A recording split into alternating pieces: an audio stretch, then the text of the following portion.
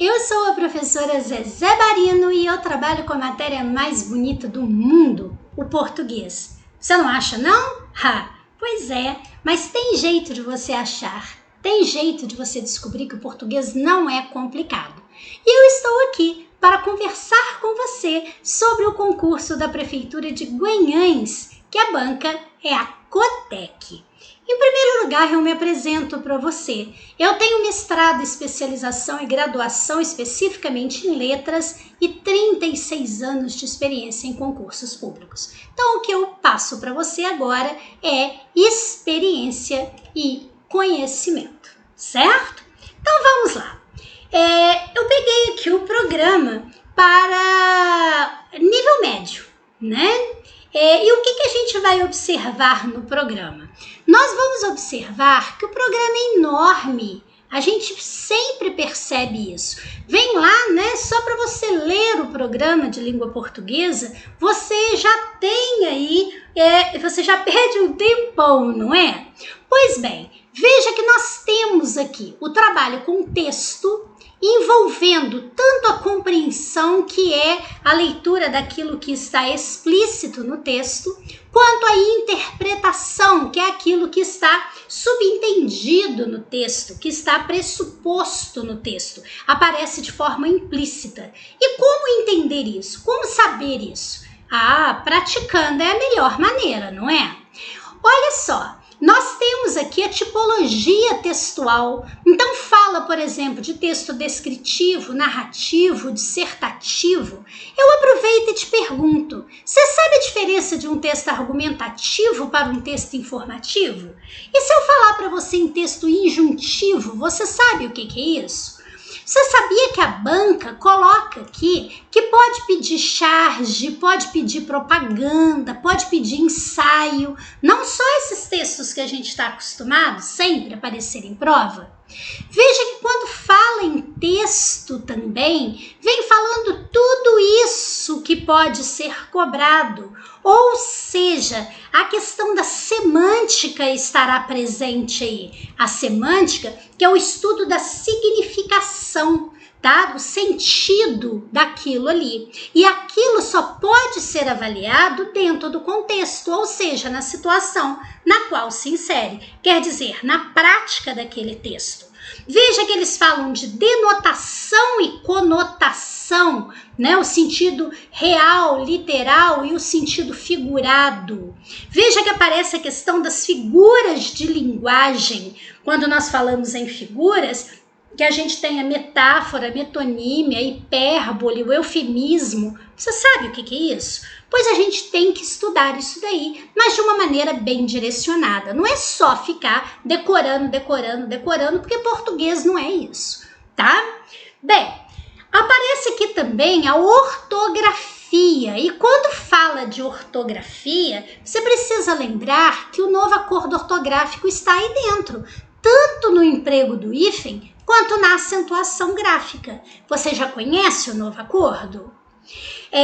Ou você é daquelas pessoas que ficam achando que o novo acordo só veio para complicar? Veio nada, o novo acordo facilitou a nossa vida e muito.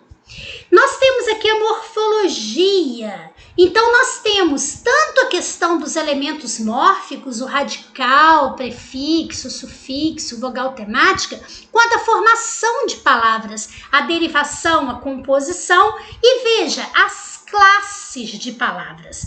Quando a gente fala em classe de palavra, a gente está falando de artigo, substantivo, adjetivo, numeral, pronome, verbo, advérbio, preposição, interjeição e conjunção, né? Nós temos aí 10 classes de palavras. Mas não é só você saber reconhecer a classe, é necessário que você saiba empregar esta classe. E aqui é que está a questão do que a gente precisa observar. Por exemplo, você sabe quando eu uso eu e quando eu uso mim?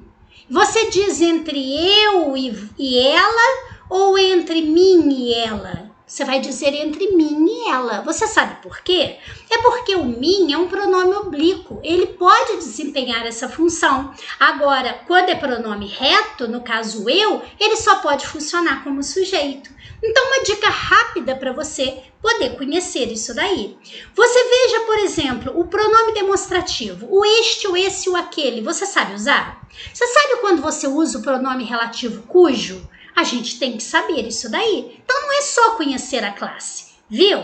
A sintaxe, tanto nós temos aqui a questão do período simples, então sujeito, predicado, verbo transitivo direto, indireto, verbo de ligação, quanto o objeto direto, indireto, direto e indireto, complemento nominal e adjunta de nominal. Você sabe a diferença? Pois é, isso é tão simples e as pessoas ficam sofrendo tanto para poder aprender isso daí, né? E nós temos também o período, no caso um período composto, porque a gente tem que estudar as orações exatamente pelo fato de que nós temos questões relacionadas à pontuação e isso exige tanto conhecimento do período simples quanto do período composto. As orações coordenadas, subordinada, que tipo de subordinada que é, se ela é substantiva, se ela é adverbial, se ela é adjetiva, cada uma tem uma pontuação diferente. Então a gente tem que pegar rapidinho como identificar cada uma dessas orações para a gente poder analisar a questão da pontuação.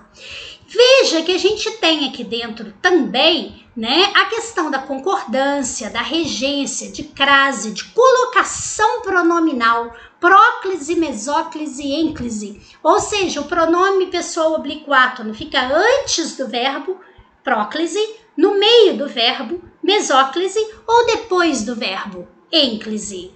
E veja que nós temos aqui que analisar isso tudo dentro do contexto no qual aparece.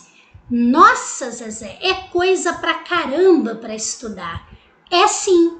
Então, você precisa de um estudo bem direcionado. É por isso que eu apresento para você esse meu curso de português em questões comentadas da banca Cotec. Eu vou resolver com você 100 questões de português atuais da banca Cotec. E quando eu estiver trabalhando com essas questões, eu vou explicando para você o conteúdo que você precisa saber ali. É uma ótima maneira de aprender o assunto, mas de uma maneira muito direcionada aí para o seu concurso da Prefeitura de Guanhães. E você terá 180 dias ou até a aplicação da prova objetiva para você ter acesso ao curso. Bom, não é?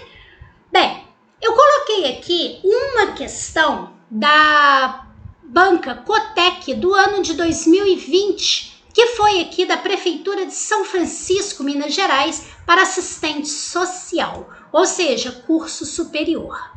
Olha só esta questão, diz assim: se no trecho, quem de nós pode dizer que consegue agir assim, o pronome quem for substituído por quais, é correto afirmar que os verbos pode e consegue desse trecho, o que acontece com esses verbos?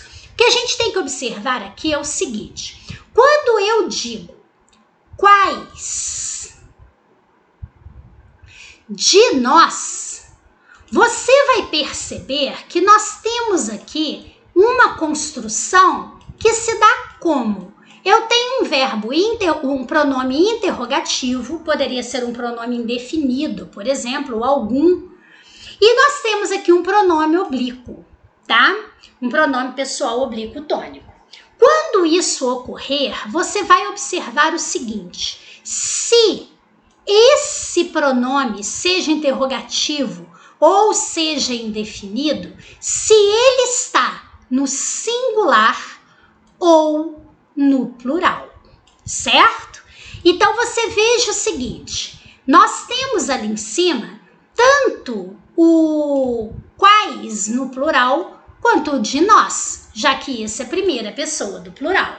E nós temos aqui na de baixo qual, que é singular, e o de nós, que é plural.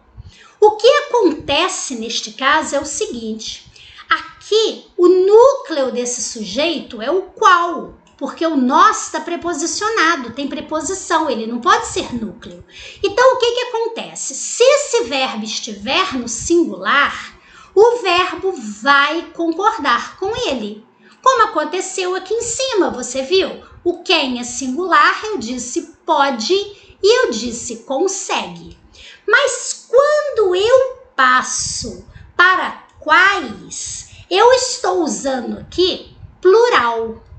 Então, veja, o verbo ficará obrigatoriamente no plural. Claro, eu tenho ali plural, mas ele poderá concordar ou com o quais ou com o nós. É facultativo. Então, eu posso dizer quais de nós podem dizer que conseguem agir ou quais de nós podemos dizer que conseguimos agir. Mas isso só acontece quando esse verbo está, quando esse pronome está no plural. Então aqui é facultativo o uso. Vamos ver as opções que nós temos aqui? Então veja que está pedindo para você marcar a alternativa correta. A primeira diz: deverão ser conjugados na terceira pessoa do plural, concordando no caso com quais. Pode? Pode, mas deverão? Não. Poderão, porque também pode concordar com a primeira pessoa do plural, que no caso é nós. Poderão continuar na terceira do singular? Não, todos dois estão no plural, então é obrigatório que o verbo fique no plural. Poderão ser conjugados na terceira pessoa do plural? Ah, sim, poderão, ou na terceira pessoa do plural, concordando com quais, ou na primeira pessoa do plural, concordando com nós. Percebeu? Então aqui diz poderão e não deverão igual à primeira. Então aqui está correto. Na letra D diz deverão concordar com o pronome quais. Não, não. Poderão concordar. E na letra E, deverão concordar com o pronome nós. Deverão não. Poderão. Então veja, além de você conhecer a regrinha, você precisa observar que a banca faz isso, ó. Poderão, deverão, e é facultativo. Se é facultativo, não é deverão, é poderão.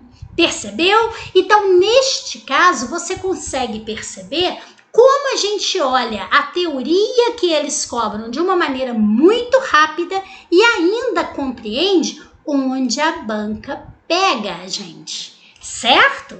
Pois bem, se você se interessou pelo nosso curso, de português em questões comentadas da banca Cotec, especificamente aí para o seu concurso, o que eu vou pedir? Que você converse com a Malu pelo WhatsApp. Converse com ela que ela vai passar todas as informações para você. E você vai observar que você pode ter um curso sério, bem direcionado para o seu concurso e por um precinho, bem pequenininho.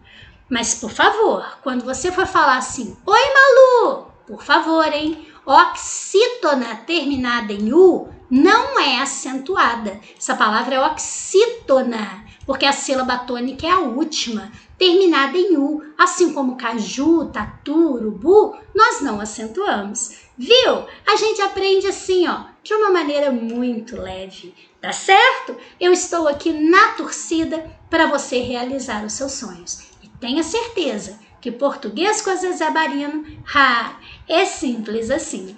Muito obrigada, fique com Deus, paz e luz para você.